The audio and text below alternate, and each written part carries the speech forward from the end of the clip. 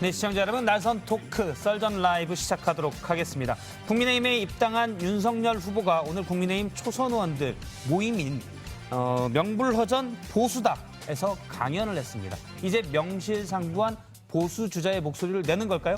그러면 중도층 표심은 어떻게 할지 이 문제 짚어보도록 하고요. 점입가경 민주당의 네거티브, 드디어 닭과 소가 나왔습니다. 역시 짚어보겠습니다. 오늘 썰전 패널은 더불어민주당의 김종민 의원 그리고 국민의힘의 장제원 의원이 나와서 준비 중입니다. 자, 이성대 기자, 오늘 뉴스 설계에서는 어떤 뉴스를 썰어볼 건가요? 네, 오늘 하루 종일 이슈가 됐었죠. 불량식품 얘기. 불량식품, 네. 부정식품. 네, 윤석열 전 총장이 얘기한 그 부정식품 얘기 좀 해보겠습니다. 만들지 말라고 하는데 일단 먹는 자는 줘야 되는 건 아니냐, 이런 맥락이었죠? 알겠습니다. 짚어보도록 하고요. 영끌 인터뷰는요? 네, 윤석열 캠프 대외협력특보 김경진 특보가 출연합니다. 뭐 관련해서 부정식품 그런 발언들이 나왔잖아요. 예. 그거에 대한 얘기 좀 들어볼 수 있을 것 같습니다. 어떻게 처음에 나오고 해명하고 또 뭐 그렇게도 될 수 있을 것 같고요. 네, 맞습니다. 알겠습니다. 날선 토크 썰전 라이브 본격적으로 시작합니다.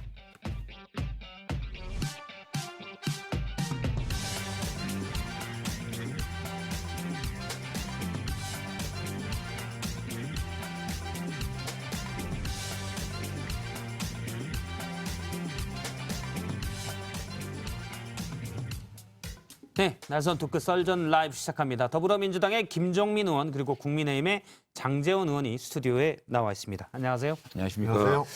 예, 장제원 의원님은 윤석열 후보의 총괄 상황실장이 됐다는 보도가 있던데 맞습니까? 아, 정말 참 어떻게 해야 될지 모르겠어요, 사실은. 예. 그러니까 이게 지금 야권의 대선 판을 이끌고 있는 압도적 지금 이제 그 여론조사가 나오는 후보인데 예. 이런 지지율을 가지고 정말 참 골인을 해야 되는데 대통령 선거에서 제가 참 그 실무 책임을 맡아가지고 예. 너무 어깨가 무겁고 정말 잘해야 되겠다. 제가 예. 가진 모든 걸 던져야 되겠다는 생각을 각오를 하고 있습니다.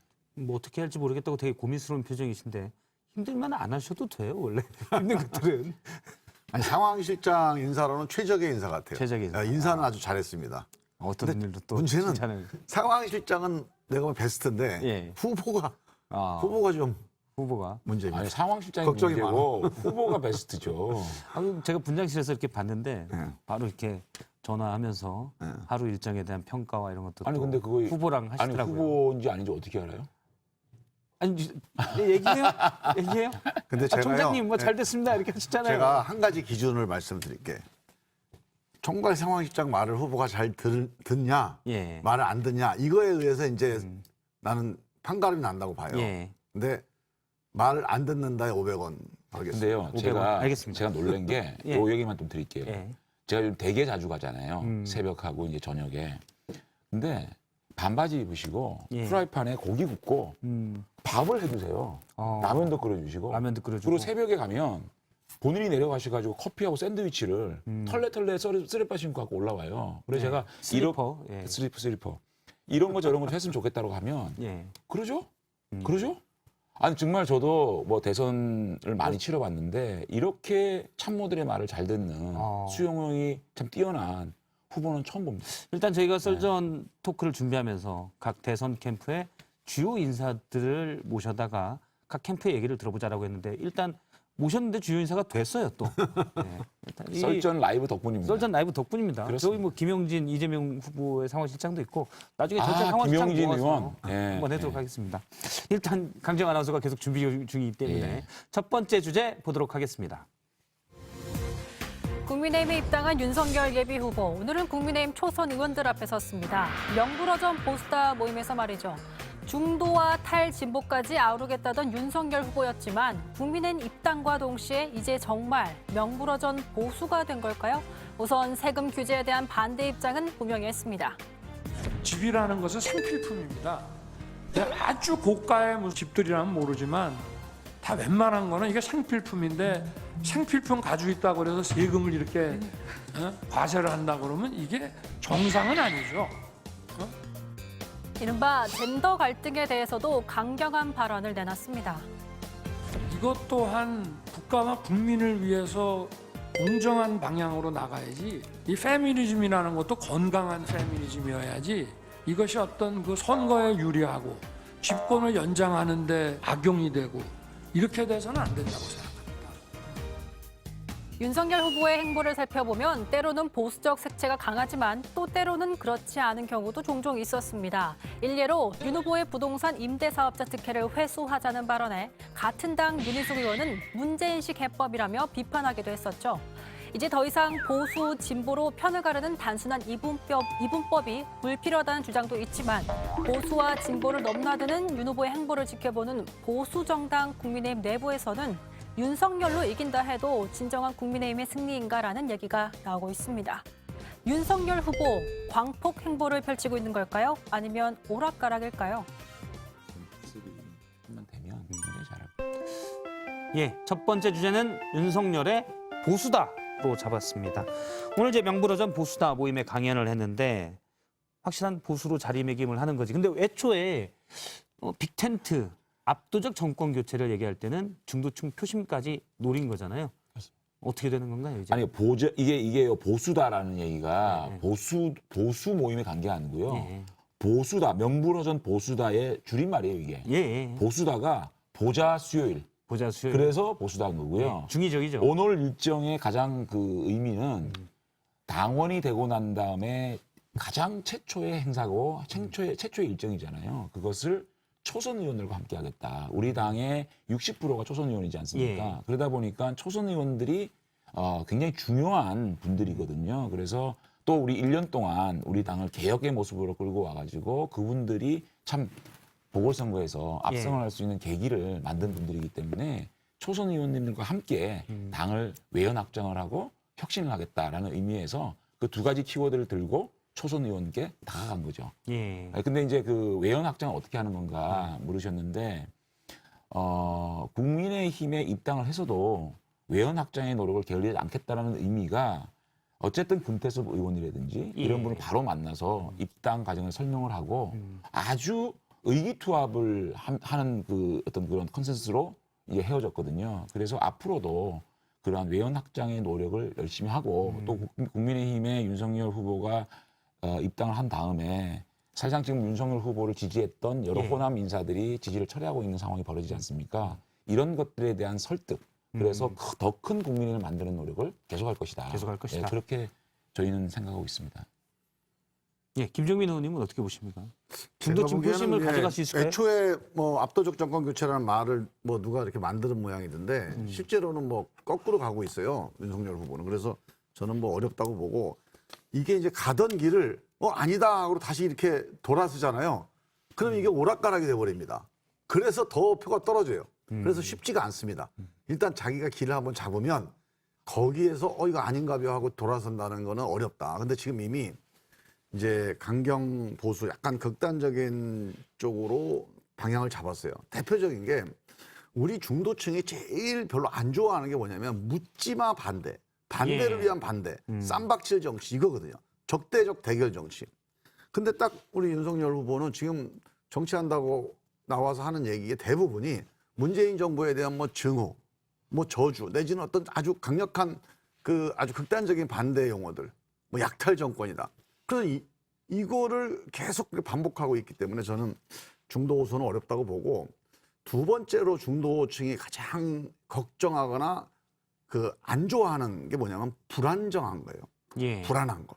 좀 안정감이 있어요. 신뢰감이 있어야 되는데 지금 오늘도 보니까 뭐 부정식품 관련해 가지고 그러니까 논리가 이런 거 부정식품을 좀 돈 없는 사람이 먹게 좀 어떻게 만들자 이런 얘기예요. 그러니까 나중에 보니까 뭐 유통기한이 조금 이제 제한된 그런 식품들을 좀 뭐 낮은 가격에서 좀 유통을 하자 뭐 이런 취지 같아 보니까 그런 식으로 이제 신지호 전 의원이 네, 그렇게 해명을 했는데 거기에 부정식품이라는 용어가 나온다는 거는 기본적으로 이분이 기본적으로 이렇게 정치를 통해서 민심하고 소통할 수 있는 준비가 전혀 안 돼 있는 거죠. 기본적으로 이런 겁니다. 사람들의 마음을 알아야 돼요. 만약에 유통기한 지난 걸 좀 싸게 팔아서 뭐 저소득층한테 주자 이게 만약에 마음속에 있다 하더라도 그게 공개적으로 왜 합니까? 그럼 저소득층 아니 그 사람들 좋아하겠어요 이걸? 아니 그러니까 지금 너무 많은 얘기를 한꺼번에 내뱉어가지고 제가 답변을 다 해야 될지 이유를 모르겠지만 어쨌든 적대적 대결 정치를 우리 국민이 가장 싫어한다. 소싸움, 닭싸움 하는 집안이 어느 집안입니까? 지금 진흙탕 싸움하는 이재명 후보와 이낙연 후보가 좀 심한 말씀까지 주고받는 당내 적대적 정치는 뭔지 자기네들은 소싸움, 닭싸움 하고 있으면서 남의 후보 적대 보고 정치는 아니고요. 남의 후보 보고 적대 정치한다고 그렇게 얘기를 하는 게 좀 어불성설이고 그다음에 표가 떨어진다고 얘기하는데 오늘 입당한 다음에 지지율이 5.6% 6% 반등된 건 못 봤습니까? 예, 지금 이렇게 여론조사 순간적으로 내용 말씀하셨는데. 그러니까요. 이렇게 반등되는데 표가 떨어진다? 무슨 근거로 표가 떨어진다는 건 이해가 안 돼요. 외연 확장이라는 부분은 윤 후보가 그 당적을 가지지 않고 자유스럽게 많은 분들을 만나서 설득하고 함께 정권 교체에 동참해 달라라는 얘기를 한 세력을 가지고 이제 국민의힘에 함께 들어오면 국민의힘 플랫폼이 어쨌든 부정할 수 없는 제1야당이지 않습니까? 예. 그 플랫폼을 중심으로 정권 창출할 수밖에 없는데 본인이 무소속의 입장에서 많은 분들을 모아서 오겠다는 거 아닙니까? 그래서 오늘 뭐 출연한다는 김경진 대외무역 특보라든지 호남 출신 국회의원도 대거 영입을 했고 예. 그런 것들이 외연 확장의 노력 아니겠습니까? 그래서 앞으로는 이제 한 달 동안 경청의 시간을 가졌고 더 늦어지면 사실 경선을 우리가 좀 사실 해야 되니까 초기 경선에 들어가야지만 공정한 경선이라는 생각을 하고 있기 때문에 들어온 겁니다. 그러면 지금까지 노력을 이제 국힘에서 예. 시작하겠다는 그런 거기 때문에 외연 확장이 안 될 거라는 얘기, 또 표가 떨어진다는 얘기는 도대체 무슨 근거로 어떤 과학적 근거로 그런 말 하는지 납득이 안 앞서 됩니다. 이제 여론조사 내용을 말씀하셨으니까 저희가 사실 준비한 내용입니다. 입당한 30일부터 31일 조사한 한국사회여론연구소 조사인데요. 전주 대비 그 윤석열 후보의 여론조사가 5.4%포인트 올랐습니다. 그래픽이 이제 준비가 됐는데요. 예. 지금 나오죠? PNR은 더 올랐죠. 예, 오늘 지금- PNR 조사는 더 올랐습니다. 예, 요거는 이제 30일과 31일 날 걸 조사한 거니까 입당 후에가 반영이 된 겁니다. 다자 대결에서 종전 26.9%에서 32.3%로 올랐습니다. 이재명 지사도 약간 오른 모습을 보였고요. 이낙연 후보는 약간 떨어지는 모습을 보였습니다. 일단 컨벤션 효과가 좀 있다 이렇게 봐야 될까요? 어떻게 봅니까? 입당 효과가 있다. 뭐 그렇게 봐야죠. 일단 윤석열 후보의 가장 큰 이제 취약점이 예. 이제 정당 기반 없이 이제 개인기로 대선을 치를 수 없다 이런 이제 의구심이었는데 그런 의구심이 이제 해소된 거 아니겠습니까? 뭐 그래서 일단은 좀 안정감을 보이니까 뭐 컨벤션 효과로 몇 퍼센트는 오르는 거는 뭐 저는 당연하다고 봐요. 근데 이제 문제는 저는 이제 국민의힘으로 가게 됐을 때 생길 수 있는 이제 몇 가지 이제 위험 요소. 위험 요소, 변수가 있어요. 첫 번째, 중도층에서 국민의힘도 아니고 민주당도 아니고 뭔가 새로운 정치를 보여주겠다라고 하는 기대 때문에 지지했던 표가 저는 한 10% 정도 된다고 봅니다. 이분들이 이제 아직까지는 윤석열이라는 개인에 대해서 기대를 하겠지만 이제 국민의힘 안에 이렇게 갇히게 되면서 이제 그런 지지가 이제 철회될 가능성. 그 다음에 이제 두 번째는 이제 국민의힘 안에 들어가게 되면 사실은 이제 실질적인 경쟁이 시작됩니다. 예. 그 안에 내부 경쟁 지금 뭐 이낙연, 이재명, 우리 민주당도 마찬가지 아닙니까? 그 내부 경쟁을 견디고 또 이제 거기서 이제 이겨 나가야 되는데 저는 그 과정에서 또 많은 이제 상처들이 있지 않을까. 그래서 그 두 가지 변수가 윤석열 후보한테는 앞으로 큰 불안 요인이 될 것 같아요. 저는 뭐 그 말씀 또 잘 새겨 들어야 지지율 관리할 수 있다고 생각이 예. 듭니다. 우리 김종민 의원 말씀 잘 새겨 듣겠고요. 이 컨벤션 효과라고 얘기를 하는데 맞아요. 컨벤션 효과인데 지금 컨벤션을 파생시켜야 될 당은 민주당이에요. 핫하게 붙고 있잖아요. 예. 그런데 이낙연 후보도 떨어지고 이재명 후보는 답보하고 있고 컨벤션이 없는 건데 윤석열 후보가 국민의 입당 그 자체 하나만 가지고 거의 6%대의 반등을 한 거는 윤석열 후보에게 국민들이 보내고 있는 이런 기대 이런 것들이 컨벤션으로 나타났다고 보는 거거든요. 그 컨벤션 효과에는 어쨌든 예측 가능성이 높아졌고 불확실성이 이제 하락이 된 거 아니겠습니까? 그렇기 때문에 앞으로 저는 이제 그런 지적보다는 야권의 제일 앞에 선 후보잖아요. 그럼 많은 바람을 맞고 민주당이 우리 국민의힘 내부의 후보 중에 윤석열 후보만 때립니다. 그렇지 않습니까? 예. 그렇기 때문에 우리는 앞으로 국민의힘 후보들과의 경쟁이 아니라 대통령이나 민주당의 지지율 등락과 아마 이게 연동이 돼서 등락과 또 오름이 반복될 거라고 생각하거든요. 그렇기 때문에 1위 후보로서의 우리가 이러한 비판과 이러한 지적들을 우리가 잘 헤쳐나가서 국민들께 정치적 용어로 잘 설득하고 설명하고 넘어간다 그러면은 이게 야권 내의 입지를 더 확고히 다질 수 있는 계기로 만들 수 있다고 생각해서 어쨌든 우리는 이제 어떻게 보면 범야권의 대장주로서 예. 그러한 역할 충실히 하겠다. 이런 일단 생각을 대장주 말씀하셨으니까 이제 다른 후보들, 예를 들어 최재형 후보, 홍준표 의원, 유승민 전 의원분들이 이제 마치 잡주처럼 보이는 아무래도 이제 윤석열 캠프의 총괄 상황실장이기 때문에 그런 효과도 노리신 거죠? 아니요, 근데 사실은 이게 동반자예요. 동반자. 예, 예. 정말 동반자고. 페이스메이커. 예, 이분들이 모든 그 지지율을 합쳐가지고 예. 윤석열 후보가 그걸 또 올곧이 그 지지율을 흡수를 해야 되지 않겠습니까? 그렇기 때문에 저희들은 기본적으로 우리가 경쟁자라는 생각보다는 예. 그분들과 함께하는 그러한 협력자라고 생각을 하고요.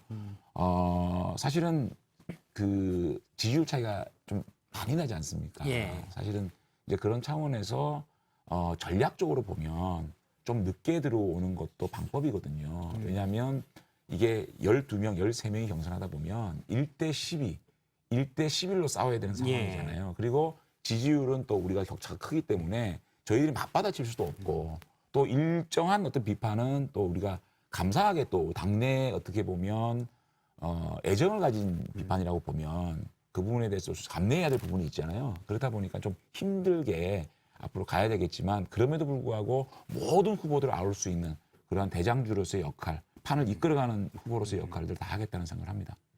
이제 대장주 자꾸 그러시는데 이제 기정사실화 시키는 거죠. 이게 이제 예. 지지율 공공행진을 이게 현실이라고 자꾸 얘기를 하는 건데 저는 현실 약간 맞잖아요. 의견이 다른 게요.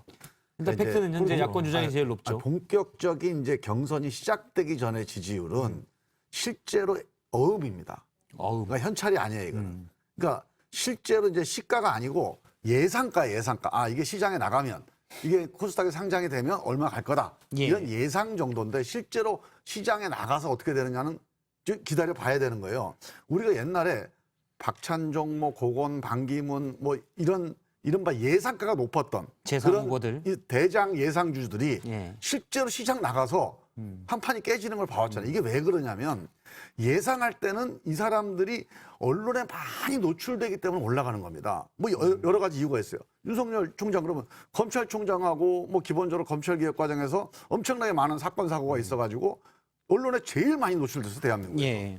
그러다 보니까 지지율이 결집이 돼 있는 건데 이게 이제 구체적으로 리더십으로 검증되는 이 경선 과정에 들어가게 되면 말 한마디, 행동 하나하나 또 그 옛날에 했던 발언들 이런 것들이 다 되고 특히나 상대방에 의해서 문제 제기가 되잖아요. 예. 그전에 문제 제기가 안 됐다가 그런 과정에서 어떤 식으로 이제 시세가 조정될지 이거는 이제 지금 이제 시작된다. 경선 검증이 이제 시작됐다는 네, 말씀이시고. 맞는 말씀이고 또 경선이 본격적으로 시작되면 지지율 추락일 수 있겠죠. 근데 민주당 상황을 놓고 비교를 해보자고요.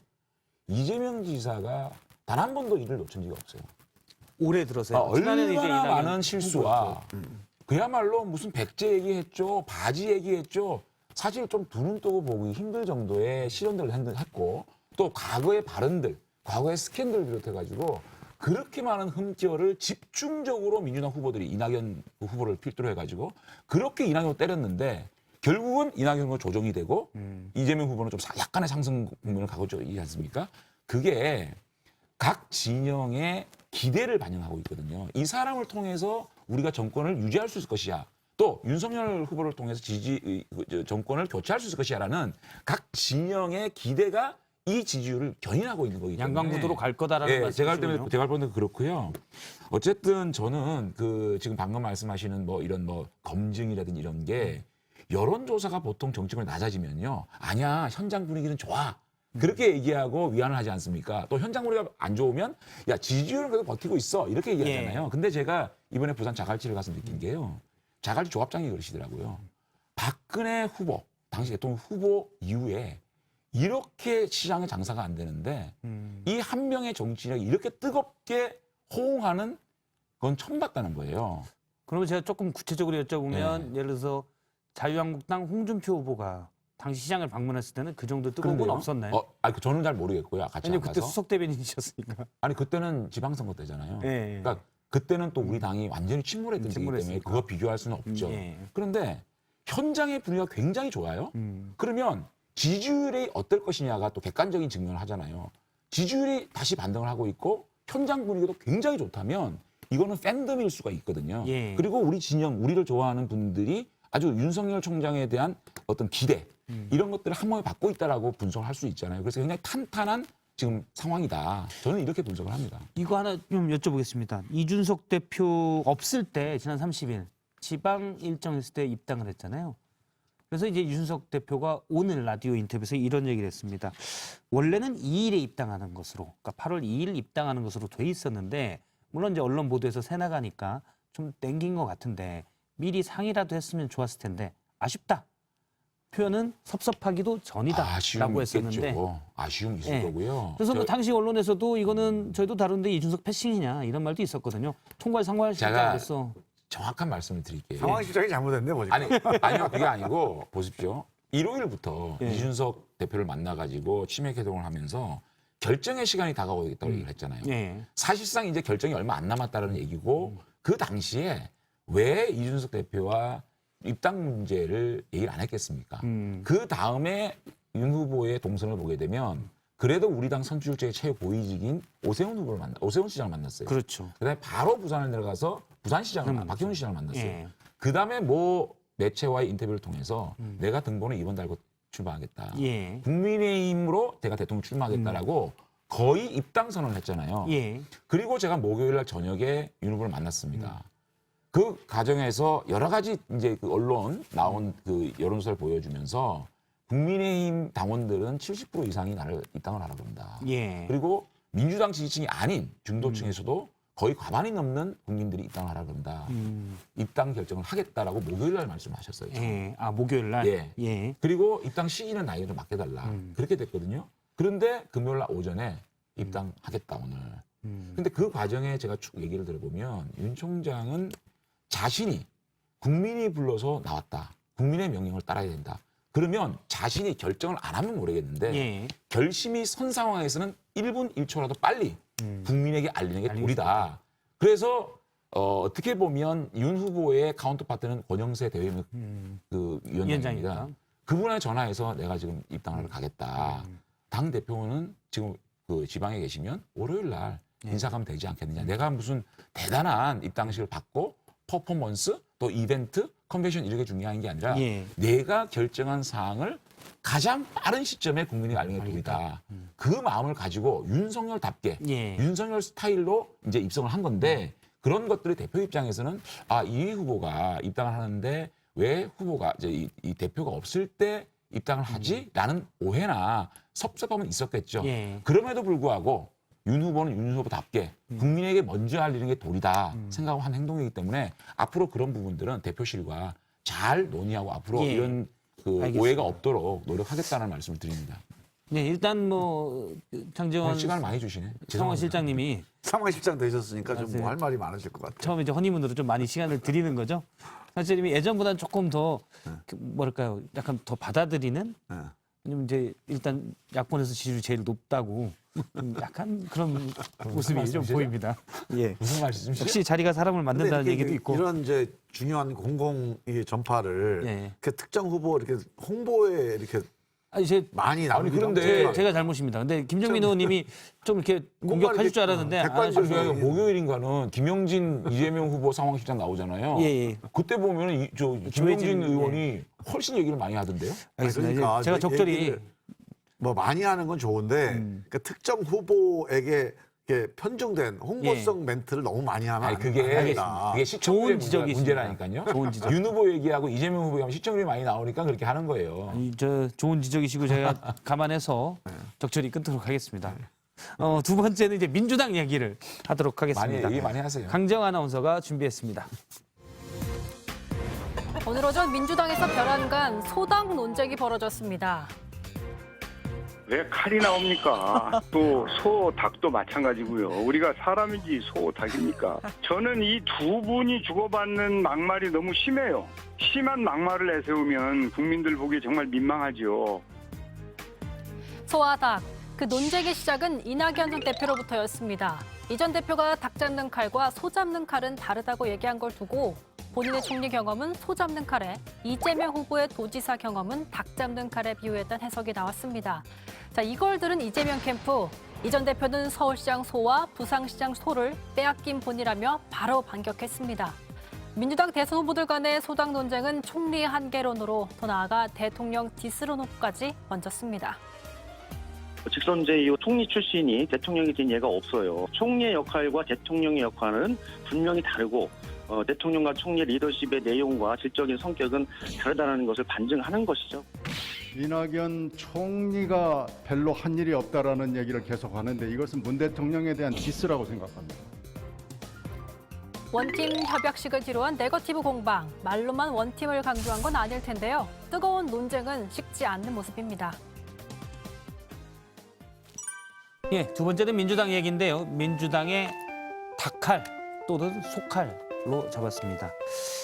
닭칼, 소칼 이게 흔히 쓰는 표현들이 아닌데 자칼 하면 뭔가 있어 보이는데 닭칼, 소칼은 뭐 있어 보이진 않습니다. 근데 일단 이재명 캠프 측에서 문제 제기를 했습니다. 지난 재보궐선거에서 민주당이 완패를 했는데 당시 민주당의 이낙연 대표의 책임이 크다, 무능했다라는 얘기인데요. 동의하십니까? 어떻게 보십니까? 근데 저는 이제 제가 그때 최고위원을 했기 때문에 예. 그 지도부가 수석 최고위원이었죠. 책임이 있다 그러면 뭐 일단 어떤 경우든지 당에서 선거를 패배했으면 그 책임을 지도부가 책임을 느끼고 뭐 공감하는 거는 저는 필요하다고 봐요. 예. 근데 저는 다른 분들이 그래서 저희가 지도부가 총 사퇴도 했습니다. 저도 그때 이제 같이 사퇴를 했는데 이걸 두고두고 지도부에게만 책임을 묻는 이거는 또 같은 정당의 이른바 동지로서 그거는 좀 맞지 않는다고 봅니다. 예. 예를 들면 만약에 지금 우리가 어떤 선거에서 이기고 지고 한다는 게 뭐 당대표 한 사람이 잘해서 이기고 지고 하겠습니까? 특히 우리는 여당이에요. 국정 전반을 집권 여당이 함께 평가를 받는 예. 선거라는 게 우리가 총선에서 이겼어요. 그 총선에서 이긴 게 우리 각자 의원들이 혹은 당대표가 잘해서 이긴 겁니까? 우리가 물론 그런 면도 있겠지만 문재인 정부가 전체적으로 이 코로나 이 방역 위기를 정말 잘 대처를 하면서 국민들 신뢰를 받았던 거거든요. 그러니까 이 선거라고 하는 게 예. 뭐 이번 LH 사태라든가 부동산이라든가 이런 게 뭐 당대표 한두 사람, 뭐 지도부 한두 명 이렇게 책임을 돌리기 시작하면 내부 싸움이 일어나요. 이건 정말 좋은 길이 아니고 예. 저는 이제 뭐 당대표나 누구 지도부나 아니면 의원들이 다 같이 우리 책임이다. 어떤 한계가 있더라도 이거 좀 극복해 나가자. 이렇게 우리가 정리를 한 겁니다. 예. 그래서 선거까지 했어요. 그래서 저는 이제 그런 문제를 가지고 이렇게 경선판에서 책임론을 묻게 되는 걸 바람직하지 않고요. 예를 들면 초기에 우리가 지방선거 압승을 했잖아요. 그리고 예, 그 총선에서 2018년에. 총선에 압승을 했어요. 2020년에 그러면 그때 압승했고요. 그게 우리 국정을 잘 운영해서 그렇게 된 거 아닙니까? 당도 열심히 했지만. 그럼 그때 국정 운영하는데 최장수 총리했던 이낙연 총리가 공이 없다고 볼 수 예. 없죠. 그러면 그거에 대해서는 이낙연 총리가 잘했으니까 대통령 하자 이렇게 할 겁니까?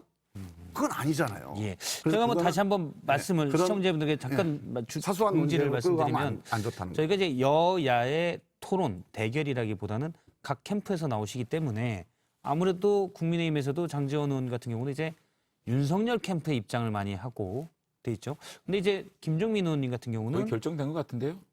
특정 아니, 저는 캠프에 이제- 아직 가입하진 않고 아니 아직은 제가 뭐 볼 누구 때 이낙연 지지 선언한 캠프 건 아니고 지금 말씀만 듣고 보면 예, 좀 그럴 거의 수도 뭐 있는데 입장을 대변하고 있는 것 같은데. 그러니까 이런 문제들은 예. 약간 이제 예를 들어서 제가 당 지도부였기 때문에 이 당 지도부에 대한 평가가 이 예. 선거판에 경선판에 이렇게 정치적으로 이용되는 거에 대해서 제가 문제 제기를 하는 거예요. 예. 아까 얘기했듯이 뭐 이낙연 총리가 이제 최장수 총리로서 문재인 정부 초기를 이끌어 왔는데 그렇죠. 그러면 그 문재인 정부의 초기의 성공과 선거 승리는 다 이낙연 총리 공은 아니잖아요, 이것도. 예.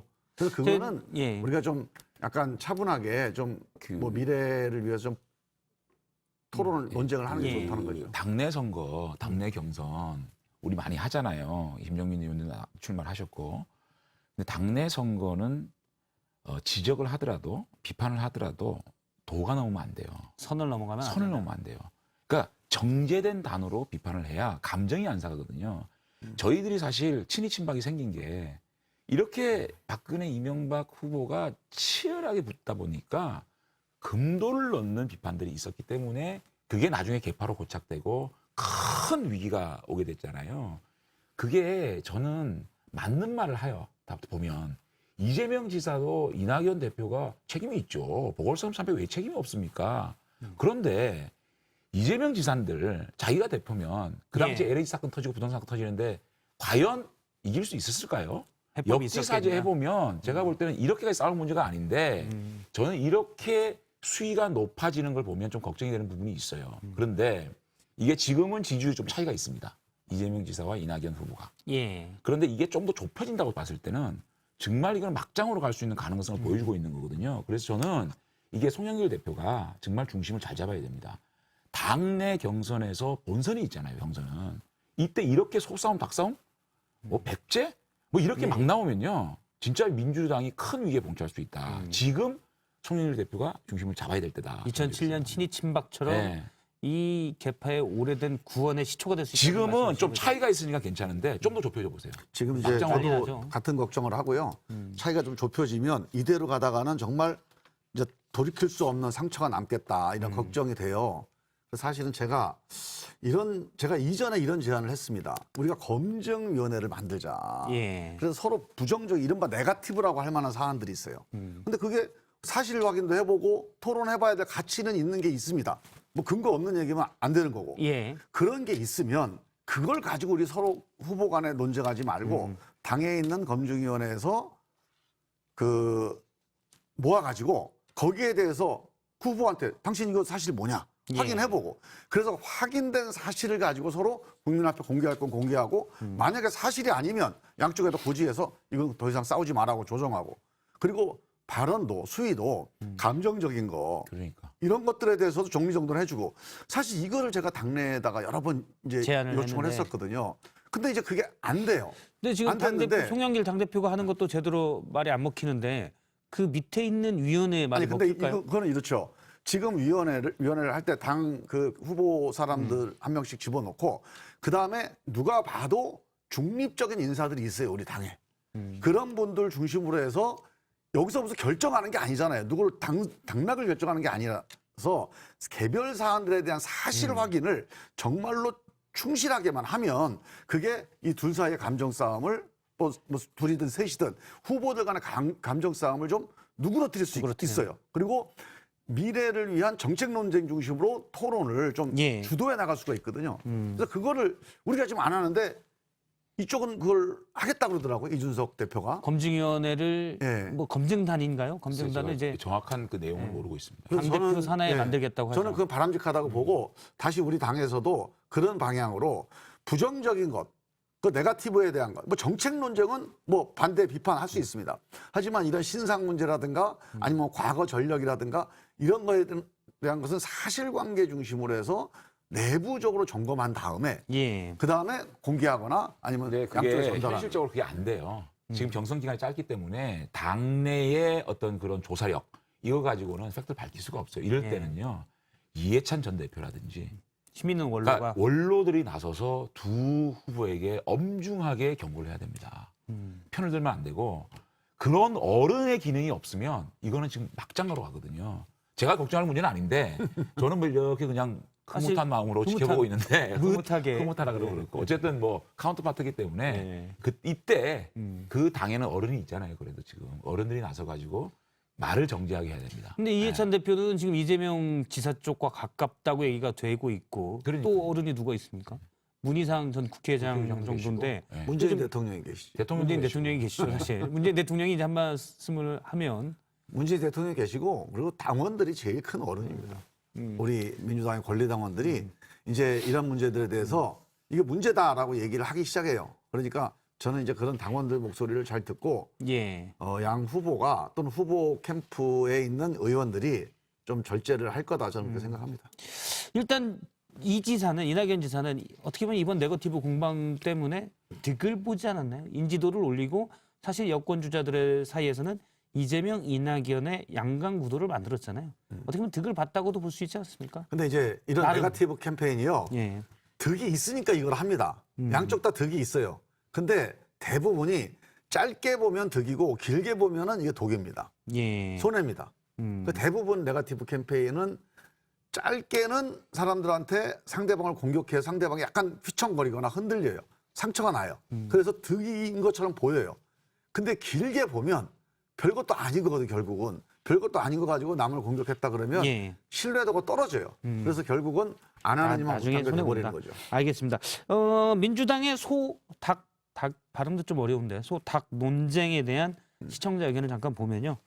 레 땡땡땡땡 님께서는 이낙연 전 대표는 선거 때 소 잡는 칼 좀 쓰지 뭐 했나? 라고 물었고요. 이 전 대표에 대해 좀 비판적이었습니다. 그리고 대통령 디스론을 지적한 걸로는 제이땡땡님께서 이재명 지사의 정치 공세가 심하다. 또 다른 분은 감정에 휘둘리는 경향을 이 지사가 좀 줄여야 한다라는 얘기도 있었습니다. 그럼 세 번째 얘기를 들어볼 텐데요.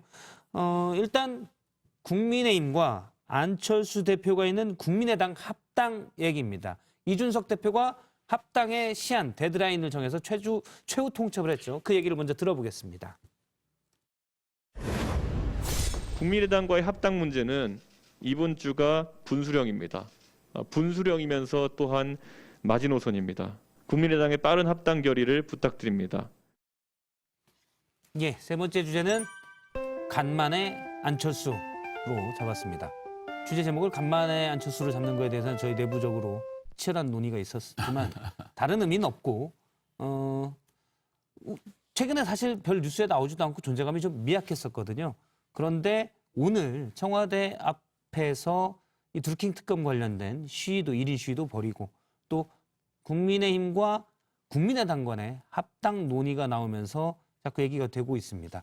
일단 지금 화면이 나오고 있는데 오늘 청와대 앞 드루킹 진실규명을 촉구하는 이 1인 시위 모습입니다. 비가 좀 내리는 와중에도 이렇게 마스크와 우의를 쓰고 대통령의 사과를 촉구하는 그런 시위를 벌였죠. 어쨌든 합당 얘기에 대해서 국민의힘에서는 이번 주가 마지막이다. 이준석 대표가 다음 주는 휴가 일정이 있어서 못 챙긴다라는 의미로 말을 하자 권은희 국민의당 원내대표는 휴가가 그렇게 중요한 일정인지 몰랐다라고 SNS에 남기기도 했습니다. 장제원 의원님께 좀 여쭤보면 이달 안에 국민의힘과 국민의당이 합당을 할까요? 쉽지 않을 것 같아요. 어렵다. 그러니까 너무 안타까운 게 우리가 총선 이전에 바른미래당이 10석이었거든요. 예. 저희 자유한국당이 그때 120석 정도 되지 않았습니까?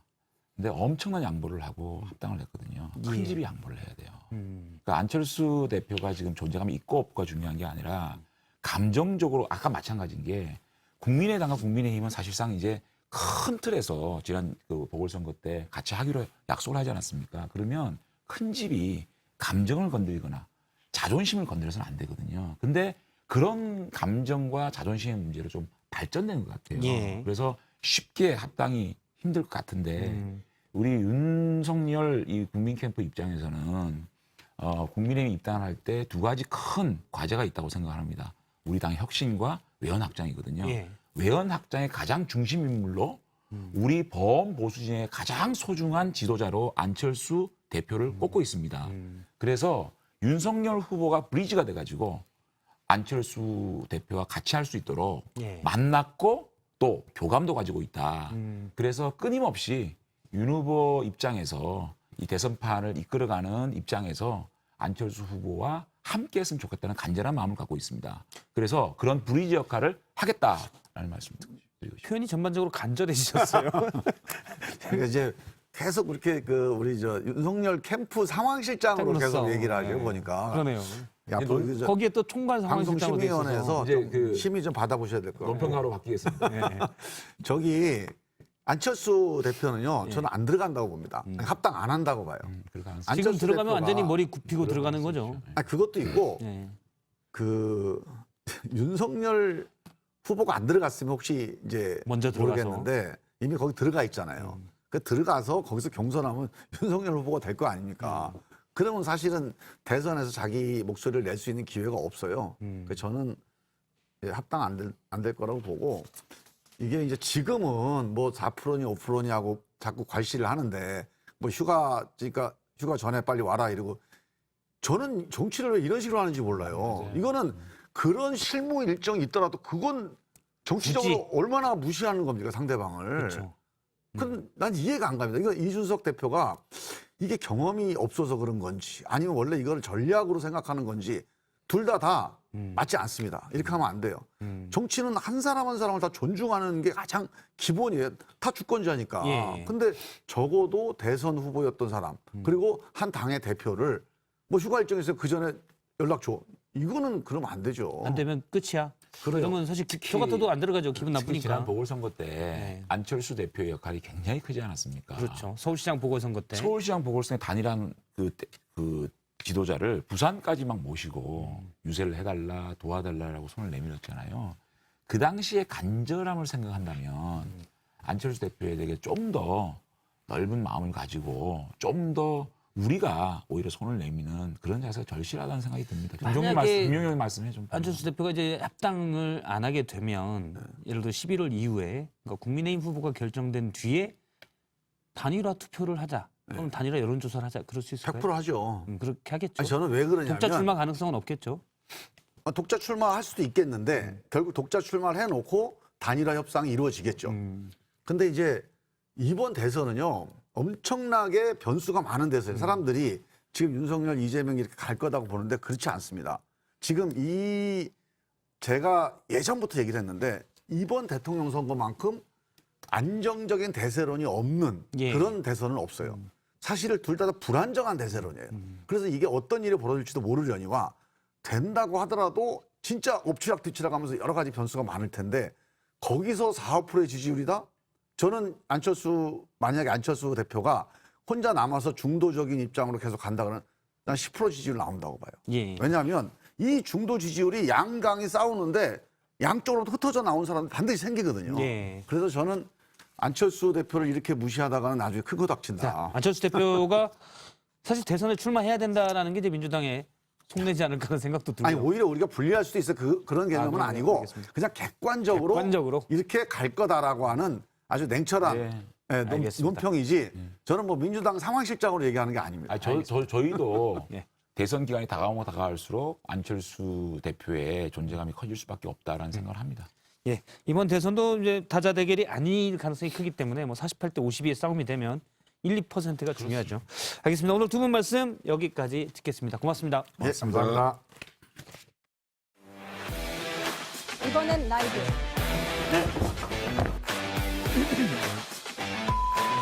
여러분은 지금 시청자 제일주의 썰전 라이브, 썰전 라이브. 썰전 라이브를 보고 계십니다.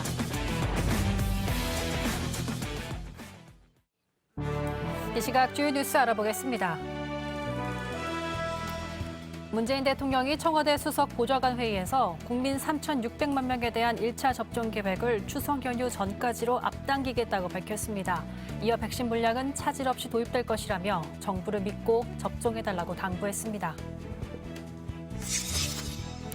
화이자와 모더나가 유럽연합에 공급하는 코로나19 백신 가격을 인상했다고 외신들이 보도했습니다. 이에 방역당국은 올해 도입 물량에는 영향이 없지만 내년도 계약분부터는 영향을 받을 수 있다고 말했습니다.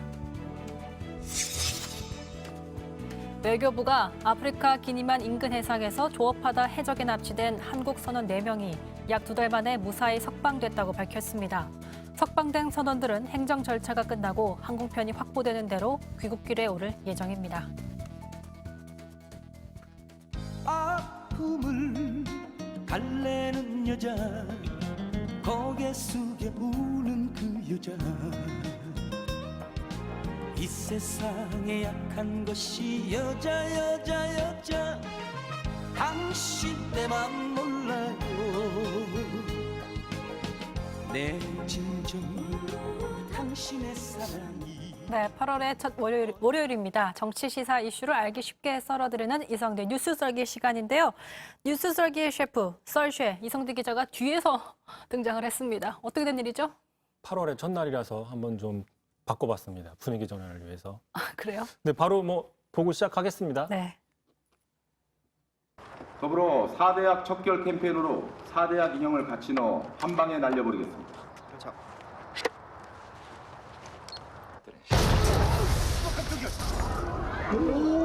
겁나 세네. 야이씨. 조심. 자, 불쌍한 불량식품으로 좀 잡아봤습니다. 네, 자, 윤 후보의 이른바 불량식품, 그러니까 부정식품 발언을 놓고 하루 종일 정치권에서 논란이 되고 있습니다. 뭐 그와 관련된 얘기를 준비해 오셨나요? 그렇습니다. 그러니까 한마디로 얘기하면 가난한 사람들에게는 부정식품 또는 불량식품이라고 해도 좀 싸게 먹게 해줘야 된다. 뭐 이런 주장을 한 거죠. 직접 한번 들어보겠습니다. 프리드만은 아니 그거보다 더 아래도 완전히 정말 먹으면은 사람이 막 그 병 걸리고 죽는 건 몰라도 이런 부정식품이다 그러면 아니 없는 사람은 그 아래도 선택할 수 있게 더 싸게 먹을 수 있게 해줘야 된다 이거야. 이거 먹는다고 당장 어떻게 되는 것도 아니고.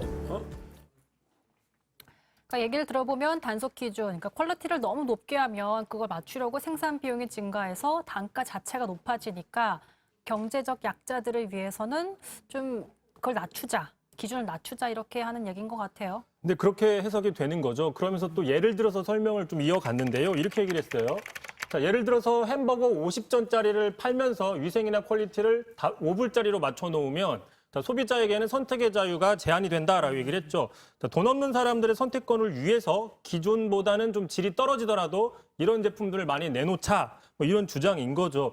참고로 이 50전짜리 이거는 요새 볼 수 없는 화폐 단위인데 찾아보니까 일제시대, 6.25 때, 이승만 정부 초기, 좀 이럴 때 쓰던 화폐 단위라고 하더라고요. 얼마예요? 50전이면? 지금으로 따지면 그건 좀 체크를 해봐야 되겠습니다. 참고로 과거에도 그 10원짜리 한 장 빚진 적 없다라고 했었죠. 그 10원짜리가 집회이던 시절도 역시 일제시대. 50전 예. 알아봐 주세요. 자, 어쨌든 일단 먹거리 문제는 보통 기준을 최대한 까다롭게 하는 게 올바른 정책 방향인데 이거는 완화하자, 약간 역행하자는 발언으로 들리거든요. 그래서 좀 이해가 안 된다는 반응이 나오는 게 바로 이전 정권에서도 아까 보셨지만 4대악으로 규정을 했었어요. 맞아요. 직접 한번 들어보시죠.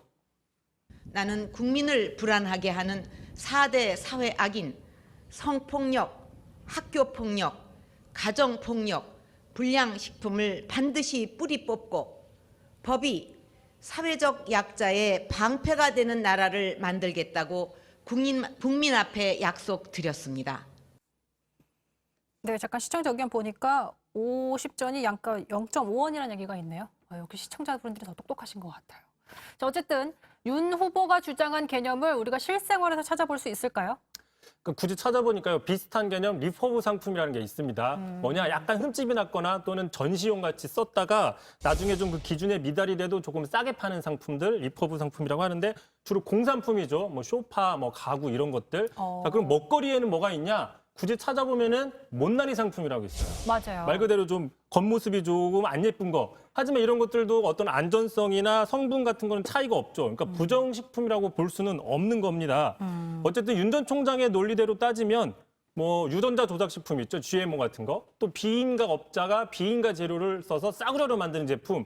이런 것들을 조금 허가해 주자. 뭐 이렇게 볼 수 있어서 논란이 되는 건데요. 자, 쉽게 한번 다시 설명을 해보면 최근에 논란이 됐던 영상 하나 가져왔어요. 자, 보시는 것처럼 중국 아닙니다. 서울 서초구죠. 어떤 저 사람이 그 자신의 발을 닦던 수세미로 물을 닦는 장면 논란이 됐었잖아요. 네. 윤 전 총장의 논리대로 하면은 자 이거 먹어도 생명의 지장이 없습니다. 그렇기 때문에 이런 것들은 업자를 단속할 게 아니라 좀 싸게 없는 사람, 가난한 사람들한테 좀 싸게 팔면 어떨까 이런 건데 과연 이런 거를 없는 사람이 싸게 사 먹을 건지는 뭐 별개의 문제인 거죠. 이해가 안 됩니다. 좀 명확하게 얘기를 하는 게 좋겠어요. 그러니까 윤 전 총장, 윤 후보가 이제 또 발언을 하고 또 해명하고 이런 식이잖아요. 이번에 또 해명을 내놨겠네요. 그렇습니다. 그러니까 과거의 검사 시절의 경험인데 그때 보면 단속 기준이 너무 과도하다. 그러다 보니까 실생활과 맞지 않는다. 뭐 이런 얘기를 하면서 왜 논란이 되는지 어이없다라고 얘기를 했어요. 직접 한번 들어보시죠. 국민의 건강과 직결되지 않는 거라면 좀 기준을 너무 높이 해가지고 단속을 하고 또 거기에다 형사처벌까지 나가는 것은 그거는 좀 검찰권의 그 과도한 그 좀 남용이 아니냐. 근데 들으신 것처럼 국민의 건강과 직결되지 않는 거라면이라고 했는데 국민의 건강과 직결되는 거 먹거리만한 게 없지 않습니까? 그렇죠. 먹거리야말로 국민의 건강과 직결되기 때문에 그 기준을 높게 정해야 된다는 건데 앞뒤가 좀 맞지 않는 해명이 아니냐라는 비판이 나오고 있고요. 네. 그러니까 윤석열 전 총장의 논리라고 하면 지금 우리 한국 선수들 도쿄에서 도시락을 먹을 이유도 없는 거죠. 일본에서는 지금 후쿠시마 기준이 안전하다 얘기를 하고 있지만 우리나라가 괜히 퀄리티를 좀 높게 잡고 있는 거 아니냐라고 해석이 될 수 있는 거죠. 어쨌든 뭐 식품 안전 기준 이런 건 또 검찰이 정하는 게 아니라 법으로 정해져 있는 거잖아요. 그렇습니다. 먹거리 기준은 지금 검찰이 아니라 식품위생법 같은 법령으로 정해져 있는 거예요. 검찰은 그 법 기준대로 그 법을 집행하는 거지 그 기준이 높네남네라고 판단하는 건 아니죠. 그건 이제 그 국회의원들이 하는 거기 때문에 네. 자, 그러다 보니까 당장 여당에선 이런 비판이 나오고 있습니다. 자, 대선 주자 이재명 경기지사 건강이나 위생 같은 국민 기본권이 빈부에 따라서 적용될 수 있는 문제냐. 정세균 전 대표도 자, 가난한 국민이 불량식품을 먹지 않도록 해줘야지 어떻게 먹게 해주겠다는 얘기를 하냐라고 얘기를 하고 있고요. 심지어 같은 당이죠. 유승민 전 의원 같은 경우에도 자, 가난한 사람이 부정식품을 사 먹을 수 있도록 규제를 풀어야 된다면 건강이나 안전 관련 규제는 모두 풀어야 되는 거 아니냐라고 저렇게 비판을 하고 있습니다. 그러니까 예로부터 진짜 먹는 거 가지고 장난치면 안 된다 이런 얘기를 정말 많이 들었었는데 먹거리는 정말 중요하니까 기준을 뭐 강화하는데 뭐라고 할 수는 없을 것 같습니다. 자, 두 번째 썰 주제 보여주시죠. 네, 두 번째 주제 바로 가겠습니다. 참치 레시피 5조 5개. 자, 5조 5개 논란. 저는 사실 기사를 보고 알았어요. 이게 남성 혐오 표현이라고 하던데 5조 5억이면 말 그대로 많다 이런 뜻인 것 같아요. 근데 이 표현이 왜 다시 또 도마 위에 올랐죠? 근데 저도 뭐 정확히 이게 남성 혐오 표현인지는 저도 이번에 좀 알게 됐는데 어쨌든 뭐 그렇다고 하는 논란이 있던 거죠. 네. 자, 지금 양궁에서 3관왕을 했던 안산 선수를 둘러싼 소모적인 논쟁에 국민의힘도 끼어든 상태인 겁니다. 양준우 대변인 자신의 SNS에 자, 논란의 시작은 허구였으나 이후 안 선수가 남혐의 단어로 지목된 여러 용어들을 사용한 것이 드러나면서 쉽지 않은 갈등이 됐다. 방금 본 것처럼 그 단어가 바로 5조 5억, 뭐 웅행웅 같은 표현이라고 해요. 실제로 안산 선수가 자신의 개인 SNS에 저런 표현을 한 1년 전에 적은 적은 있습니다. 그러니까 그것 때문에 이번에 공격받는 빌미를 제공했다라고 지금 책임을 전가한다는 거죠. 그러니까 사실 뭐 안산 선수의 최초 3관왕 축하하는 논평도 아니고 남성 혐오 용어를 사용했으니까 빌미를 줬다는 식으로 말하는 게 적절한지 모르겠고요. 사실 이런 기사들을 접할 때 저는 사실 커뮤니티 용어들에 뭐 친숙하지 않아서 그럴 수도 있겠지만 이걸 모르는 입장에서는 저런 걸 저런 용어니까 쓰지 말아야겠구나. 저걸 내가 미리 알아둬야겠구나. 이런 막 피곤하다라는 생각까지 좀 들기도 하거든요. 그렇습니다. 게다가 이 5조 5억이라는 표현이 정말 남성 혐오 용어인지 네. 좀 찾아봐야 되는데요. 그 기원을 찾아보면 2017년쯤으로 거슬러 올라갑니다. 주로 아이돌 팬들이 좀 쓰다가 이게 조금 점차적으로 널리 사용됐다고 하는데요. 이게 만약에 남혐 용어면, 남성 혐오 용어면 아까 저희가 봤던 그 참치 광고, 2019년에 나온 참치 광고에서 과연 표현을 썼을까? 라고 볼 수 있는 거죠. 그렇죠. 광고에 쓸 수가 없겠죠. 게다가 또 과거에 BTS도 사용한 적이 있습니다. 엄밀히 따지면 BTS 측에서 쓴 건데요. 저렇게 5조 5억 번이라 보겠다. 비의 그 영상을 보겠다라고 썼어요.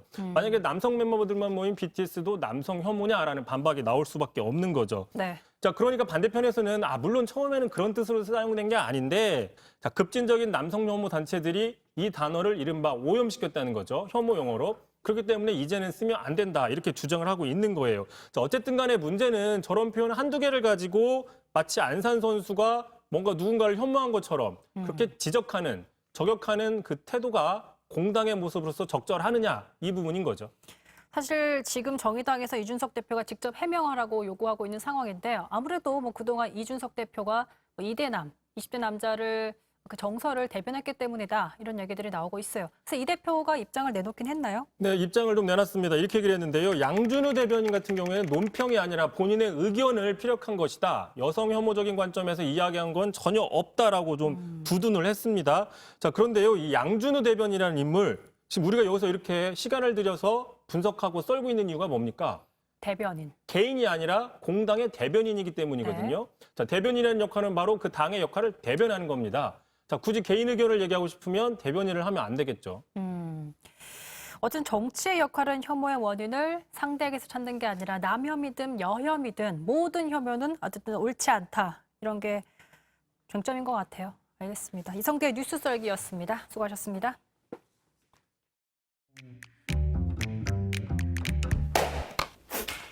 이거 라이브로 매일 맞는 거예요?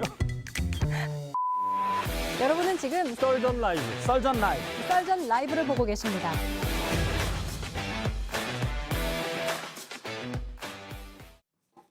예, 영끌 인터뷰 시간입니다. 오늘은 윤석열 캠프의 대외 협력 특보를 맡고 있는 김경진 특보를 모시고 얘기를 나눠보겠습니다. 안녕하세요. 안녕하십니까? 예, 오래간만에 뵙겠습니다. 네. 예, 일단 김경진 전 의원님 하면 강한 진보의 목소리를 많이 내셨는데 윤석열 캠프는 어떻게 합류하시게 된 건가요? 배경을 좀 설명해 주시면. 우선 한 2주 전쯤 예.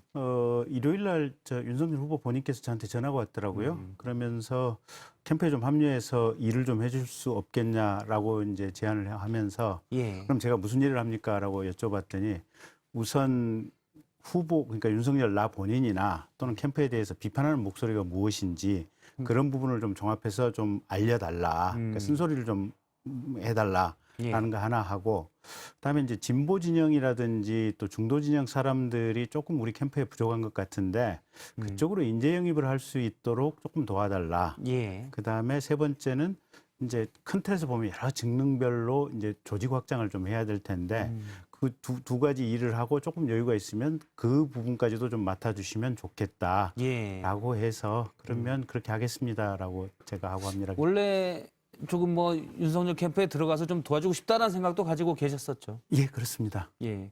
저랑 통화하실 때 네, 또 하셔서. 네. 알겠습니다. 그런데 김경진 특보님은 네. 사실 뭐 저랑 한 7, 8년 전에 방송을 할 때도 많이 했죠. 네. 진보 패널로 네. 그래서 당시 이제 김진 전 중앙일보논설위원과 치열한 논쟁을 벌이기도 하셨고요. 네. 광주에서 계속 민주당 후보로 지역구 의원을 하고 싶어서 공천을 했지만 잘 안 돼서 결국에는 이제 국민의당이죠. 네, 네, 당시 국민의당 국회의원으로 출마해서 국회의원도 지내셨습니다. 네. 윤석열 후보가 그런데 네. 보수를 강하게 주장하고 있는 국민의힘에 입당을 했잖아요, 지난주에. 네. 김경진 특보로서는 좀 껄끄럽지 않으십니까? 그러니까 약간 지역구에서도 사실은 윤석열 후보 캠프에 가서 도와주겠다고 했을 때 지역 주민들 중에는 뭐 잘했다. 또는 네가 그리 갈지 몰랐다. 뭐 여러 가지 이제 설왕설래가 있었는데 그 이후에 이제 며칠 있다가 지금 한 6일 정도 후에 이제 윤석열 후보가 이제 전격 입당을 했지 않습니까? 지역에서는 저에 대해서 굉장히 좀 강한 비판이 많이 오더라고요. 이렇게 국민의힘 정당으로 입당을 하는 사람하고 정치를 네가 어떻게 같이 할 수 있느냐? 넌 지금 행적이 잘못된 것이다. 이런 비판들이 많이 왔었죠. 물론 과거와 국민의힘 내부에서도 5.18 민주화운동에 대해서 과거에 폄훼했던 일을 사과하고 했겠지만 어떻게 보면 길게 맥락은 예전에 민정당에 또 다 맥이 다 있는 부분들이 있기 때문에 호남에서는 사실은 윤석열 후보에 대한 인식은 그렇게 좋은 건 아닐 수 있겠네요. 상당히 부정적인 인식이 많이 있죠. 근데 이제 그럼에도 불구하고 이제 제가 왜 이 선택을 했었느냐. 지금 현재 문재인 대통령이나 민주당이 그러면 과연 진보적인가? 가장 우리가 생각하는 헌법의 기본을 지키고 있는 대통령이고 정당인가? 그 점에 대해서 근본적인 회의가 좀 있었습니다. 그러니까 조국 장관 사건 수사 이후에 저는 민주당과 문재인 대통령이 우리나라 헌법 질서를 기본적으로 파괴하고 있고 국민들을 속이고 있는 그래서 사슴을 가리켜서 말이라고 하는 지록 위마 정당이다라고 하는 인식을 가지고 있었거든요. 그러니까 이제 그게 뭐냐면 그제 우리 김경수 전 경남지사에 대해서 드루킹 관련 댓글 조작 유죄 판결이 있었지 않습니까? 그때도 민주당의 대선 주자 그 어느 누구 한 명이 나 같은 정당 민주당 소속으로서 정말 국민께 사죄합니다. 사과합니다. 이 목소리를 제대로 낸 사람이 없어요. 사실 박용진 의원 정도만 비판적인 입장을 냈었죠. 이낙연 뭐 후보를 포함해서 대부분의 후보들이 안쓰럽습니다. 개인적으로 성품이 훌륭하신 분인데 많이 안타깝습니다. 개인적인 안쓰러움을 표현을 했지. 대법원 판결이 증거에 입각했냐라는 의문도 있다라는 표현도 있었고요. 그렇죠.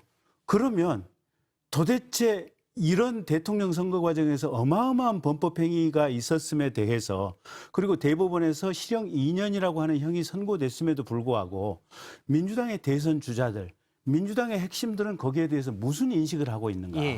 이제 그런 지점. 거꾸로 또 하나 더 돌아가 볼까요? 조국 장관 일가와 관련해 가지고 조국 오촌 조카인 조범동 씨 있지 않습니까? 거기는 1심, 2심 대법원까지 실형 4년이 선고가 됐거든요. 물론 검찰이 기소한 부분 중에 일부 무죄가 난 건 있지만 어쨌든 실형 4년이 나왔어요. 그다음에 조국 씨 동생 조권 씨, 예. 1심 항소심에서 근데 각각 이제 지금 공정에 대한 부분을 계속 말씀하신 건데 네. 과연 법치 안에서 공정하게 현 정부가 하고 있느냐에 의문이 있다라는 건데 그런데 사실 진보 보수가 실용적인 접근에서는 의미 없는 걸 수도 있지만 예를 들어 이런 얘기도 있거든요. 그러니까 다양성에 대한 인정 부분, 예를 들어 성소수자 문제 같은 것도 있을 수가 있고요. 네. 또 하나는 이제 작은 정부, 큰 정부. 가장 중요한 건 사실은 예산을 누구에게 쓸 거냐의 문제가 네. 있죠. 그런 면에서 봤을 때 윤석열 후보는 보수죠. 그러니까 이제 그 이전의 얘기를 드리고 싶은 건데 예. 그런 소수의 문제, 예산이 어디로 배분이 될 거냐 문제, 작은 정부, 큰 정부의 문제, 포괄적 차별금지법의 문제 예. 그 이전에 예. 가장 기초적으로 정권을 담당하고 있는 주체가 범법 행위를 해서는 안 될 거 아니에요. 예. 범법 행위를 용인해서는 안 될 거 아니에요. 예. 지금 조국 사태 이후에 김경수 사태, 울산시장 사태 이런 사태들을 쭉 보고 있으면 이 민주당과 문재인 정부는 자신들이 하고 있는 범죄 행위에 대해서 아주 당연하게 받아들이고 예. 이게 뭐가 문제냐라는 생각과 주장을 국민들에게 하고 있다는 거예요. 그러면 이건 다른 어떤 정책에 있어서 다양성의 문제, 철학에 있어서 어떤 이 포괄성의 문제 이런 문제 가기도 이전에 이거는 정권을 담당할 집단으로서 가장 기본조차도 못하고 있다. 현 민주당이 그렇다는 말씀이시죠? 그렇습니다. 다만 이런 의견도 있습니다. 대통령은 미래를 담보해야 하는데 과연 반문 정서만으로 대통령에게 맞느냐? 예를 들어서 지금 말씀하신 건 기존의 문재인 정부가 지금 말씀하신 김경진 전 의원이 보시기에 불공정한 것, 법치 질서를 어긴 점 등이 있는데 네. 그래서 과연 정권을 맡을 자격이 있느냐라는 것도 있지만 미래를 어떻게 그려나갈 거야에 대해서는 생각을 안 해보셨다는 건가요? 아니, 그러니까 최소한 그게 담보가 그게 먼저다라는 말씀이신가요? 그게 가장 기초가 된 토대 위에서 미래 정착의 방향이 있는 것이지 예. 자신들의 범죄를 다 아주 그냥 합법인 것처럼 이렇게 속이는 이 전제 법치 파괴 하에서는 그 어떤 것도 의미가 없다라고 하는 것이 이제 제 인식의 첫 출발점인 거고, 의원님의 생각이신 거고요. 출발점인 거고. 윤석열 후보 그러면 당신이 내세우는 정책이 뭐냐라고 했을 때 지난번에 이제 출마 선언문에 몇 가지가 있어요. 예. 현재 보면 지난 문재인 정부에서 했던 탈원전 정책이라든지 소득 주도 성장이라든지 이런 어떤 정책에 비판적이죠. 예, 비판이고 그걸 뒤엎는 정책을 하겠다라는 게 하나가 있었고 그다음에 이제 두 번째로는 앞으로 이제 미래 산업사회 발전에 따라서 여러 가지 기술 문명이 들어오는데 거기에 따라서 여러 가지 경제적 시스템을 재조정하겠다. 예. 구체적인 내용은 앞으로 발표를 하겠다. 이제 라는 내용이 하나가 있고 얼마 전에 이제 문화일보 인터뷰 같은 데를 보면 대통령이 되면 사건에 개입을 아예 안 하겠다. 예. 그래서 청와대 민정수석직을 폐지하고 청와대에서 사정에 개입하는 역할 자체를 아예 없애도록 하겠다. 예. 지금 몇 가지 방향성은 지금 나오고 있는 겁니다. 그래서 그런 부분들은 앞으로 모아서 이제 국민들께 보고하는 시간을 갖겠다. 예를 들어서 저는 앞서도 저희가 다룬 주제 중에 하나였는데 그러니까 진보와 보수를 오락가락 또는 광폭행보라고 볼 수 있는 건데 당시 출마 선언문에는 이런 메시지가 있습니다. 자유민주주의를 얘기하면서 승자 독식 구조를 반드시 깨야 한다. 이 부분에 힘을 줬거든요. 그러니까 공정이라는 부분도 그런 부분의 기회 공정의 의미에서 그런 부분을 많이 강조를 했는데 최근에 주당 120시간 노동 관련 발언, 예, 물론 이제 맥락은 그게 아니었다고 하지만 또 최근에 당시 이제 매경과의 인터뷰 맞습니다. 부정식품이라는 게 뭐 없는 사람들은 그 아래에 먹는 것도 선택할 수 있는 자유를 돼야 되는 것 아니냐. 사실 이제 대부분 그 윤석열 후보가 있는 밀턴 프리드먼의 자유, 선택의 자유라는 거에 기초해서 많이 얘기를 하시거든요. 이거는 이제 승자 독식 구조를 깬다는 메시지와는 상충돼 있어서. 그러니까 이제 그거는 뭐랄까 조금의 어떤 전체적인 맥락과 뉘앙스를 가지고 이해를 하시면 될 것 같고요. 예. 그러니까 120시간 부분은 결국은 주 52시간 제도가 들어오면서 이게 왜 그게 주 단위로 됐느냐. 예. 사실은 이 일이 연말에 모이는 직업도 있을 거고 여름 한철에 모이는 장사가 있을 수도 있고 예. 또 월말 며칠 동안 일이 집중되는 수도 있고 이러니까 이 탄력 근무의 기본이 되는 이 기본 전제 기간을 뭐 3개월 단위가 됐든 6개월 단위가 예. 됐든 아니면 1년 단위로 해달라라고 하는 것이 업계의 얘기였잖아요, 보면. 그래서 몰아서 일할 때는 일하고 나머지 시간은 그냥 쉴 때는 또 일 없을 때는 쉬고 예. 이렇게 하자고 하는 것이 업계의 얘기였는데 그런 부분을 아마 후보가 조금 집중적으로 강조하면서 극적인 비교를 하려고 보다 보니까 지금 주 120시간 얘기가 나왔던 것 같고 오늘 식품 얘기는 제가 들어도 조금 좀 불편한 대목이 좀 있긴 한데 예. 이런 거 있어요. 제가 검사할 때 이제 굉장히 답답했던 현장 사건 중에 하나가 예. 가령 금반지 있지 않습니까? 금반지인데 이게 샤넬 샹표라든지 위에 무슨 브랜드가 붙어 있는 금반지가 있어요, 보면. 예. 근데 실은 이 금반지가 상표 부분만 이게 이미테이션이지 모조지 금 자체는 그대로 성분이 제대로 된 금일 수도 있어요. 예. 근데 이게 상표법 위반이거든요. 그럼 저희가 법 이론에 의하면 요 금반지를 그대로 압수해서 사실은 국고 귀속하는 몰수 처분을 해야 되는데 법적으로 그렇게 할 수밖에 없습니다. 예. 근데 이게 금은 진짜인데 상표 위조라고 해서 그러면 이거 하나 한 200개 압수하면 벌써 몇 억 되거든요, 보면. 예. 가게 하나 그냥 휘청휘청 망하는 건 순식간의 일입니다. 근데 야, 이게 내가 이렇게 가혹하게 법 집행을 해도 되나 그런 고민들이 굉장히 많았거든요. 예. 그러니까 윤석열 후보도 이제 그런 본인이 사례들을 얘기하다 나온 거였다고 보는군요. 그런 맥락의 부정식품 발언은. 그렇다고 보시면 될 것 같습니다. 이거 하나만 좀 여쭤보겠습니다. 최재형 후보가 오늘 4일에 공식 출마 선언을 하는데요. 어떻게 보면 대선 주자로서는 윤석열 캠프의 경쟁자잖아요. 네, 네. 어떻게 보십니까? 일단 대선 주자로서의 자질을 평가해 주신다면? 그러니까 윤석열 후보처럼 본인이 강단이 있고 현재 살아있는 권력, 대통령 권력에 대해서도 나 재청권 제대로 행사하겠다. 또 예. 내가 감사해야 될 부분 적절하게 감사해야겠다. 분명한 자기의 원칙과 소신을 보여준 측면에서는 굉장히 훌륭한 후보다 이렇게 예. 보고 있고요. 특히 이제 여러 가지 뭐 이렇게 양자 입양이라든지 또 학교 다닐 때 친구분 업어서 이렇게 입학을 시켰다든지 개인적인 미담도 굉장히 많지 않습니까? 그래서 훌륭한 분이다 이렇게 평가를 하고 있고 저희들과는 어쨌든 같은 당 내에서 아니, 그런 훌륭한 분이면 훌륭한 분이 하시면 되잖아요, 대통령을. 근데 그럼에도 불구하고 예. 윤석열은 윤석열 나름대로 매력이 있고 장점이 있다. 그래서 그 평가는 또 국민들이 해주실 제 거라고. 말씀은 최재형 후보에 비해서 어떤 점이 윤 후보의 장점입니까? 윤석열 후보 일단 체력, 그다음에 폭풍과 같은 어떻게 보면 국민들의 마음에 이렇게 뭔가 뜨거운 불을 넣어줄 수 있는 이 능력, 그런 부분들은 사실은 약간 뜨뜻미지근해 보이는 최재형 후보보다는 훨씬 더 강렬한 리더십이 있다. 이렇게 체력은 저희 동네 수영장에 강사 선생님이 더 좋을 수가 있거든요. 네. 그걸로 얘기하신 건 좀 그렇고 어쨌든 네. 그런 이미지가 유리하다는 말씀이신가요? 그렇죠. 국민들이 보기에는 정말로 이게 제대로 된 어떤 일을 할 수 있는 사람들. 아니 그 오늘도 이재명 후보 측에서 뭐 소주 마신다고 뭐라고 했는데 저 과거에 정치 평론할 때 그런 얘기 많이 했었거든요. 아니 대통령이 야당 당수 야당의 당 대표하고 저녁에 청와대에서 소주 한 잔 마시면서 정말로 이렇게 거기서 밀당을 통해서 합의를 할 수 있으면 얼마나 좋은 체제냐. 사실은 그런 측면이 있는 겁니다. 알겠습니다. 그런 인간적인 매력이 또 있다. 네, 예. 네. 여기까지 얘기를 듣도록 하겠습니다. 김경진 윤석열 캠프 대외협력 특보였습니다. 고맙습니다. 고맙습니다.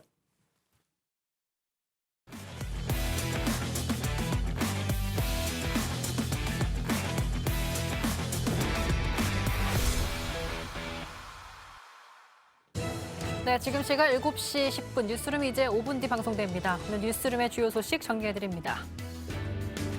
정부가 인도네시아에서 입국한 우리 교민들에게 코로나19 백신을 우선 접종하고 있는 것으로 취재 결과 드러났습니다. 임시 귀국한 교민들의 발이 묶이자 우선 접종을 결정했다는 건데 접종 순서에 따른 형평성 논란 잠시 후 뉴스룸에서 짚어봅니다. 국내 1세대 소셜미디어로 불리는 싸이월드가 오늘부터 이른바 맛보기 서비스를 시작했습니다. 경영난에 처했던 싸이월드는 올해 초 새 회사에 인수됐지만 개발 일정이 지연되면서 올해만 3차례 서비스 일정을 미룬 바 있는데요. 자세한 소식은 잠시 후 뉴스룸에서 전해드립니다. 예, 오늘 썰전 라이브 여기까지입니다. 잠시 후에 뉴스룸이 이어집니다. 저희는 내일 저녁 6시에 다시 뵙겠습니다. 고맙습니다.